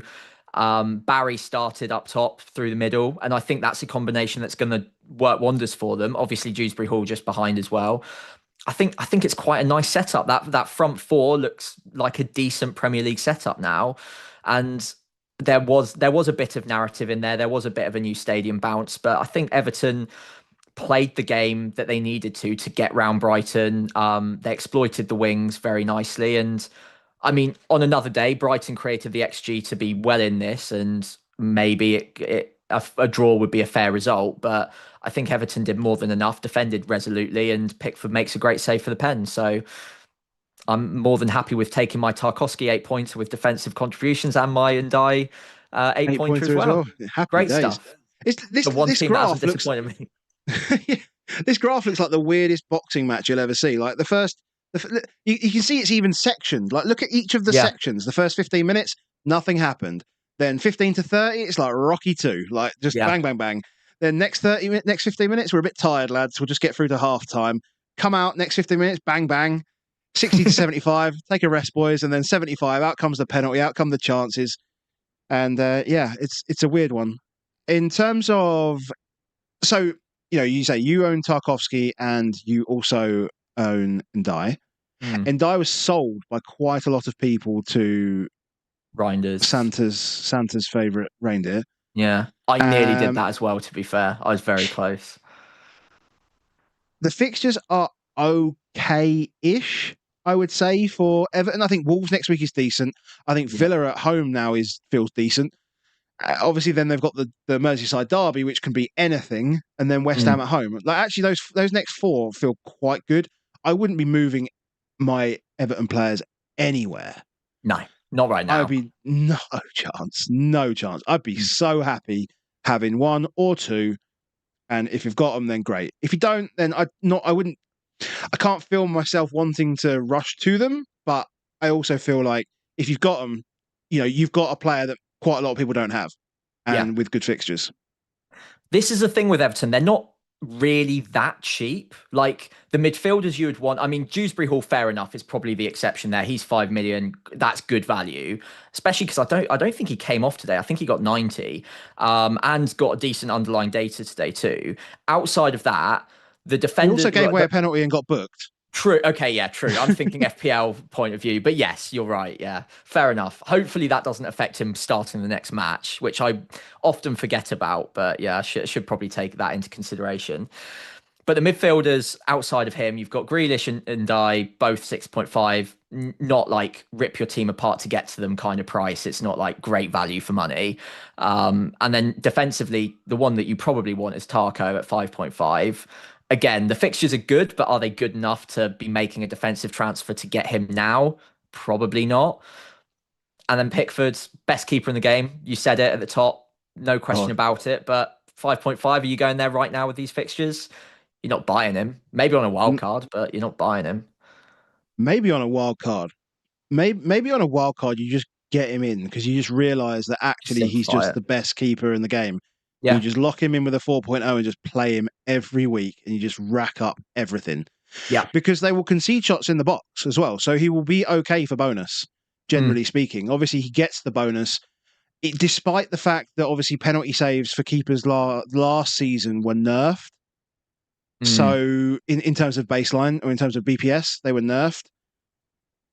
He still gets there. Yeah. He still gets there because Brighton have a lot of shots. I'm just trying to see if I can see how many shots were in the box. Do I get those? I can't. Mm. I'm just looking at this shot map. It looks like half of Brighton's shots were in the box, 2 saves in the box.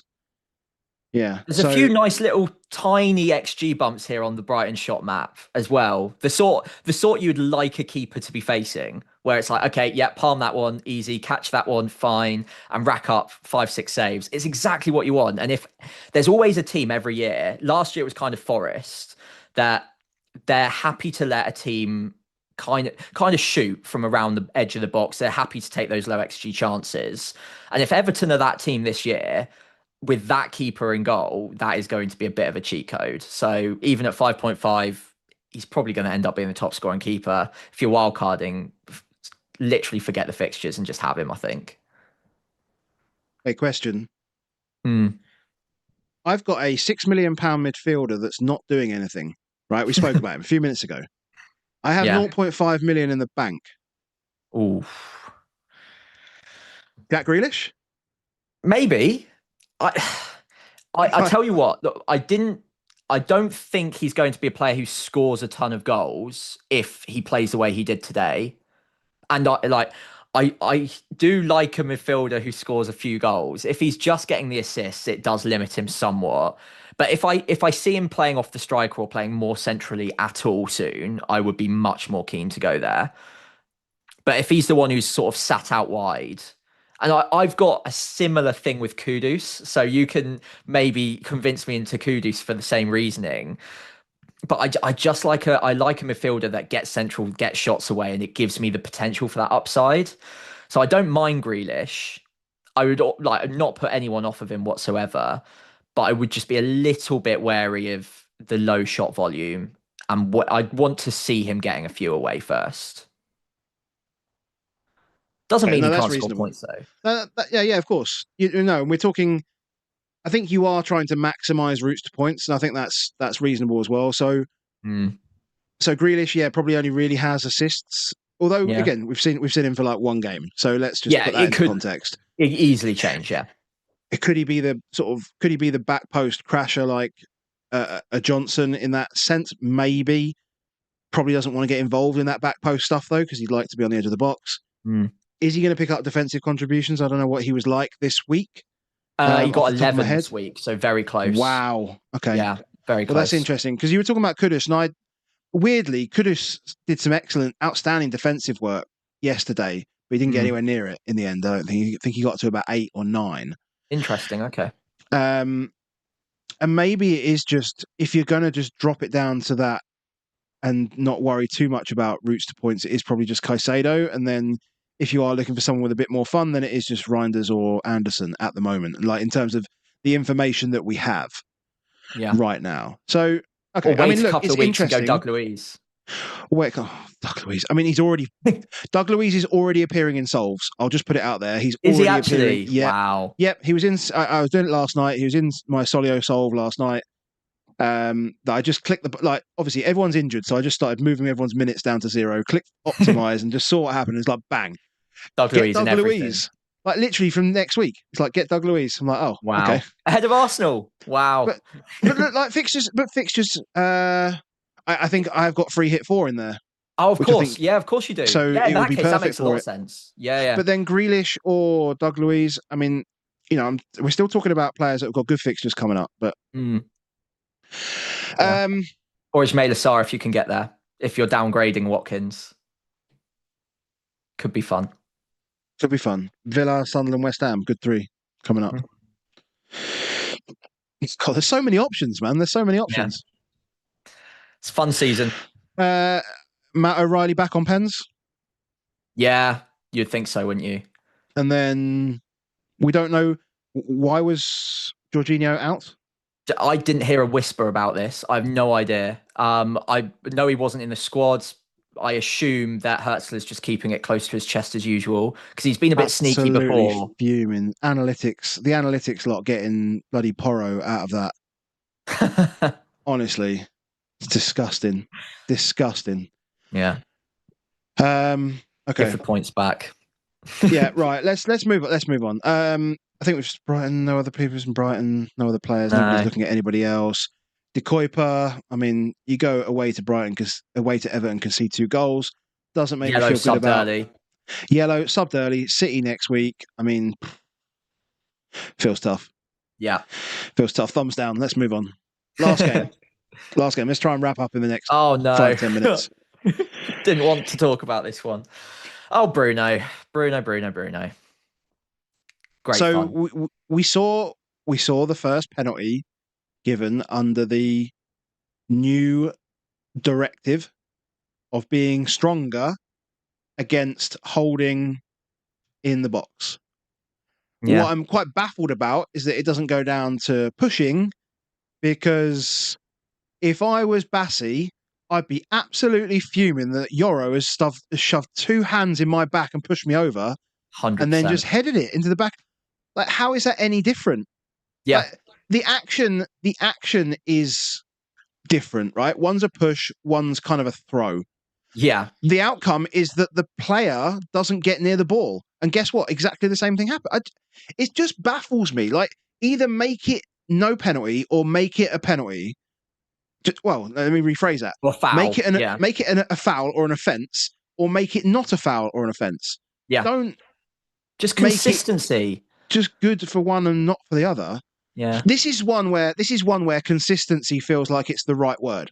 So there's a lot of consistencies where consistency gets thrown around in place of competency. But here it's just like, be consistent. Like, if one's a foul, the other one's a foul. That's what they are. Yeah. It's in the same match. It's not like it's a different referee with different eyes and like different VAR room. Like, it's the same set of people making the same making two different decisions. I know even technically the same defenders involved. Yeah, like literally, that's the irony of it. Like, Bassey must be looking around like, what on earth have I done to deserve this today? Like, granted, the first one for me is a penalty. He's thrown him to the ground, right? But if that one's a penalty, the other one is undoubtedly a foul. Surely you've like double hand pushed him off of the spot he was standing in to get an advantage that's directly led to a goal. It just feels so wrong. But yeah, it's all right because Bruno skied the penalty anyway. I was driving and I saw the notification ping up on my phone from my WhatsApp group, and just was like, oh, I hate this prick. And I was like, what's happened? I have no idea what's happened. So then I'm just trying to get to where I was going. Pulled up at kids gymnastics, straight into Twitter, and just like, and literally just tweeted, what's the fucking point? Just because. You make these decisions. You make these decisions with the best interests in your team at heart, right? And then you end up. I feel like it. I feel like it always happens to me, and I've had some good luck this week. Or I say good luck. I've had some good outcomes this week from other players, but then when you get the bit that you bring the player in for, and like he normally does the thing, and then he doesn't do the thing that turns your good week into a look at me week, then I'm like, oh, for God's sake. Because I feel like on the other foot, for example, if someone had, say, couldn't force I mean, I always think of like Harry in this situation. He's like, he turns out and he goes, oh, I've had to play like Matt Cash because I just couldn't sell him this week, and then Matt Cash gets a brace. That's the sort of thing that happens in Harry's team. Whereas why can't I just get the player that's supposed to do the things? Yeah. Why can't he just do that? The most frustrating thing for Bruno as well is people just love talking about him. Like, everyone's got a huge opinion either way on him. So if you've got him in your team and then something like this happens, you almost need to go into a shell and hide, because the reason you've got him is specifically, even despite the positioning, despite everything else he does on the pitch, you know that he's a good pick because he's got the penalties and because he'll get DEFCON as well every now and then. And then he goes and misses the one thing that you can rely on. And so everyone can just like attack you for even having him in the first place. It's like, what a stupid pick. He's 9 million. He's playing effectively centre back at times. What are you doing? And you're sat there like, if he could have just put that below the bar, everyone would have just left me alone for another week. And I would have been sat there nice and smug with my Bruno 12 pointer, because he would have got the bonus. He would have got the DEFCON. Like, all of this good stuff would have happened. And no one would even be worried about it. And next week you'd have him captain for Burnley. And people would be saying, great, you're loving life. I will hold my hands up. I don't feel that bad because having Anderson come in off my bench and for both of them to get DEFCON, the reason I didn't play Anderson was because I was playing Bruno. That was a primary reason. And so I kind of expected maybe 1 point from Anderson. That was my kind of my hope, with kind of an 8, 9, 10 pointer from Bruno. So kind of 11 points was kind of, fine, you can have your expected points, yada, yada. But in your mind, you always have this, like, what do I think's actually going to happen? What can I manifest? So 10, 11, 12 points from was kind of the max I expected from Bruno. 12 points, let's call it 12. And so I got 8. So what am I complaining about? Like I don't really have anything to complain about. 4 points is 4 points at the end of the day. The only thing I've got to now face into is obviously Salah tomorrow, but that's something different. Talking about the game itself, I watched bits of it. I wasn't particularly impressed with United that much, to be honest. They had moments, like Cunha looked involved to begin with. It kind of fizzled after a while. But yeah, I wouldn't say I saw anything that I was like that impressed by. There were moments of chance creation that I thought there's something here. It still seemed work in progress to me. It very much felt like anytime Bumo got on the ball, it was like, well, why am I not currently attacking the right back in full pace transition mode? Why do I have to do this? Why do I have to do this from a standstill? Or why is this not quite working for me? Interestingly, he is on set pieces. He's taken some of those from Bruno, which is kind of interesting. Yeah. And corners I expected, but taking some some indirect free kick crosses, I'd have thought they'd have been all on Bruno. Yeah, But that's a little marker for the future. Yeah. I think that's just something that we need to note down in our heads to say that is happening. In terms of United, I think they need to get Šeško up to speed. They also need to sort out their keeper thing, because whatever's going on in their keeper thing, they just need to sort it, because it's just you can't play Bayern in any kind of game that's of any importance whatsoever. Play him in the Carabao Cup. He's not good enough to play in the Premier League. If Onana's not the right keeper, Amorim needs to go and buy a new keeper. He needs just to go and buy one, because he's not good enough. Agreed. I mean, they're in the market for one at the moment. Is it Lemens? I think potentially coming in. I can't pretend to know much about him, to be honest, but I've seen a few people rating him. Anderlecht or something? Was that? I completely missed that. Maybe. Yeah, I'm not going to pretend I know. Yeah, it's some obscure place, right? So yeah. But then is this now the level of the market that, well, the European market, I guess, maybe that Manchester United have to shop in? I think it's also like the lateness of the window. They've got a couple of weeks to get this sorted now, don't they? So, like, if Donnarumma's not on the market to them and he's off to City, there's limited keepers that are going to be available, I suppose, because most teams will want to lock their keeper in at the start of pre-season and say, right, you're our guy.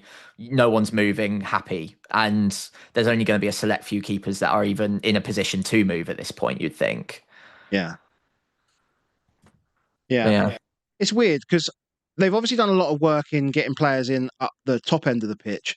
One of the biggest issues they have is actually controlling the game, and they're still trying to work with this weird Casemiro, Euro.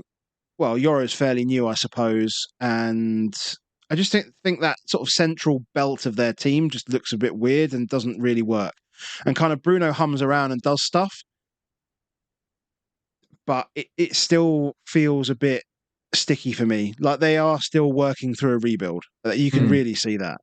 Yeah. You can really see that. It'll be interesting to see how they perform next week against a side that should low block them, and they'll get a lot more of the ball, you would hope. So I'll be interested to see where Bruno operates in that kind of game, whether or not he like effectively becomes a third 10 alongside Mbeumo and Cunha, or whether he just stays fairly deep and operates as a bit more of a quarterback. Yeah.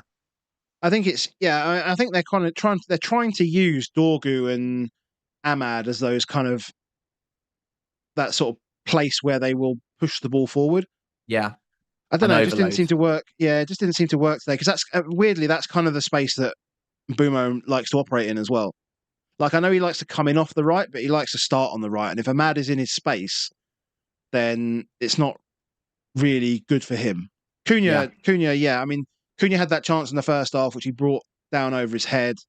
Good chance, but probably better off again as a 10 rather than a 9, and probably needs Šeško to be up to speed to make this work. Maybe it does just kind of work when that happens, and you do, as you say, you have these like 3 10s in behind him, or these a 10 and a couple of advanced 8s or whatever, and then go from there. Yeah. But it does feel like there's a lot of attacking players there. I don't know how they all fit in sometimes. Yeah, it does feel like they've signed great players, don't get me wrong, but if it's at the expense of Bruno being used in not in a position that he's not most well suited to, or not getting the best out of him, he's great as a six, as an eight, whatever. He's a fantastic player. But if it's not where he's at his most effective, was it the best decision to be spending that sort of money on that combination of players? Time will tell. I mean, Amarim's a smarter man than me. He'll have a plan for it. So I'm sure there's something going on there. But Bruno does seem like he is working a little bit off of scraps, a little bit deeper, and just it doesn't feel natural just yet. But it's early days. I don't want to lose faith just yet. One penalty today and 12 pointer, and I wouldn't have even been thinking about Bruno in a negative way. No, not at all. Not at all. I mean, he has 2 shots. His other shot was 0.03 XG. Mm. Yeah, Cunha has 3 shots total and a big chance. I don't know. I mean, next fixture's great, obviously, with the Burnley game. And then it's City. I mean, I'm not expecting much there, Yeah. but maybe it just starts improving when they play Chelsea in 5. Chelsea have got Europe to consider. City will have Europe to consider from 4 as well, I think, or after 4. Yeah. Is it? Liverpool will Yeah. have Europe when they play them in 8, and they've got Brentford and Sunderland in between. They're going to have week off every week, so maybe they just kind of work it out. Maybe they kind of just figure it out. Mm. That'll be There's, what United fans are hoping. there's some fun conversations in the chat. Someone's saying, yeah, they could improve and finish 12th. Josip Bilic has said they'll fight for top 5, and Lennon has said they'll fight for top half. It's all fun. It's all fun and games. They're We fighting weren't for ignoring you in something. the chat. They're fighting. They're fighting for something. That's the important thing. If Tottenham can beat them 3 or 4 times again this season, that would be wonderful. In a cup final. That'd be perfect for you. I've already done that, mate. Already done Been that. there, done that. Got the t-shirt. Yeah, exactly. Exactly. All right, let's pull it back. Let's pull it back to the main view. We are done on all the teams. There were some questions from Discord, but they're really team specific, which are kind of Brennan Johnson minutes, very, very specific. I think maybe I'm better placed to answer that. I mean, yeah, you can take that one. When he's on the pitch, he can score goals. That's all you really need to know right now. If we haven't signed a left-sided player, I mean, what we've got actually is like last week. I was thought that it was wrong that we didn't have these 2 dribbly wingers, but actually Brennan's never going to take on his man, and I think we need to accept that. And I think that we also need to accept that if his job is when in quick counter attacks to be the guy at the back post that we swing the ball to the back post to, he's going to score quite a lot of them. Yeah. So his minutes will be limited though. You know, he'll get 60, 70 minutes. And that's all it will really be. Do we need to accept we'll lose value on players in the next few weeks, or should we just hold our nerve? That's a question. Hold nerve. Like it depends on the player. It's always case dependent. I'm personally holding my nerve on quite a few picks at the moment. I think Palmer will probably go down in value. I imagine 1 or 2 of my others will go down in value in the next week, but I still have enough hope. And also I don't see any like obvious picks that I'm desperate to get to right now. I'd prefer the extra information and the extra transfers. So I'm personally probably going to hold on, but I can understand why people are moving early. I think there's also, over the next 4 weeks, I think I used this word last year. I think over the next 4 weeks, teams like Everton, we could see like an audition for players like Tianu Barry, right? For example, if Tianu Barry comes an option at 5.5, then amazing. You've got Reinders and Anderson who are still options at 5.5. You've got Grealish and 6.5. You've got Doug Luiz who's coming in at 6, I think, something like that. 5 or 5. Yeah. No, they go even cheaper. 5.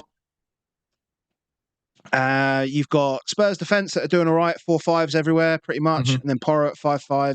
You know, the 6 millions are all getting injured, so you know, and it's the 5.5s from Arsenal that are actually doing the points, not the 6s.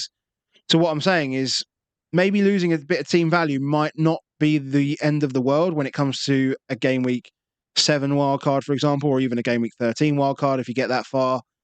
Or if you absolutely hate your team now, feel free to rip it up and wildcard the shit out of it. That's absolutely fine as well. The only thing I would not like doing is wildcarding into an international break. Yeah, that That just feels a feels little like bit this. risky. That feels like there's a guy who is in one of my old mini leagues, and when I very first started, he was always been near the top of this mini league. But when I very first started, I'd always take a hit before an international break, and he'd be like, you can't take a hit. You have to roll because international injuries and all this sort of stuff. And the worst thing about this international break is that all the players are coming up to match fitness, but some of them aren't all kind of fully match fit. And then they're going to fly 7,000 miles there and back, and Yeah. they might get a tweak. So, yeah, and some yeah, players will just have a little something before the international break and get out of international duty in the first place as well. So you don't want to be doing it the week before either. yeah. I mean, there is the argument that you could free hit in three. Yeah. If you haven't got Bruno and you don't really want Bruno, you could free hit in three, then figure it out in game week 4.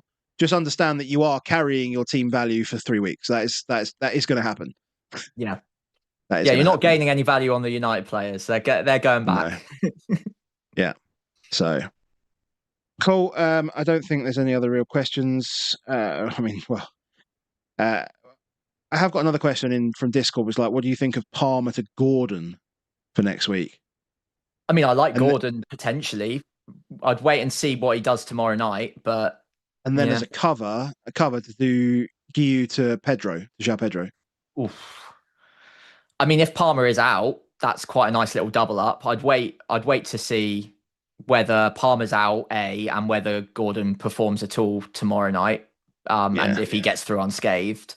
If that's the case, then João Pedro's minutes probably go up a notch if Palmer's out for a little while. And so that double move doesn't seem too bad. And Gordon's going to be a nice little differential as well. He'll be like under 5% owned up against, is it Leeds then Everton back to back? I think it's a nice little run. Should be on penalties whilst Isak's not there. If Isak even ever like plays again for them. Who knows? And who knows whether they're going to sign a striker either. So it might be Gordon all season. Yep. Agreed. So not bad. Agreed. Well, they must sign someone. Although Wissa's now back training, I guess. Yeah.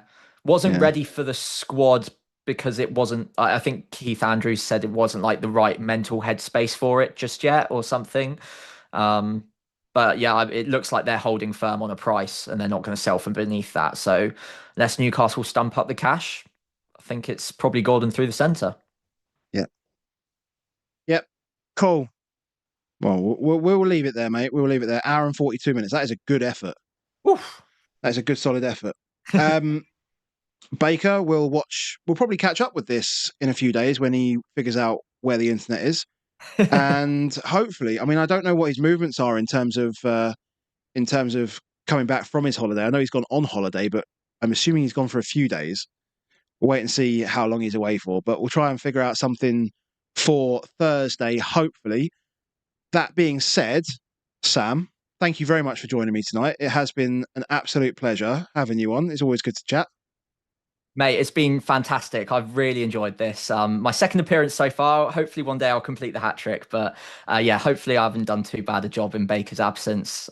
Big hole to fill. But yeah, very, very pleased with the show tonight. It's been good fun. Good stuff. Well, thank you very much. For everyone that's still here with us, watching back or live, please make sure you do go check out Sam's work, FPL Pricey, on YouTube, and you can go and check him out on X at FPL Pricey as well. Shout out to you. If you want to come and join us on the Discord, you can do. Patreon.com/above average FPL. All the usual good stuff. Hope you guys have had a good week. To anyone that's captaining Salah tomorrow, I hope he misses a penalty, to be quite honest. No. Even for you, Sam, I'm sorry, man. I just can't. I can't have the points. I just don't have him. So I need that bit of luck for me. It's the game we play. I understand. It's the game. I hope he scores a hat trick, mate. Sorry. Fair enough. We'll leave it there, guys. Thank you so much. We will catch you next time. Cheers, mate.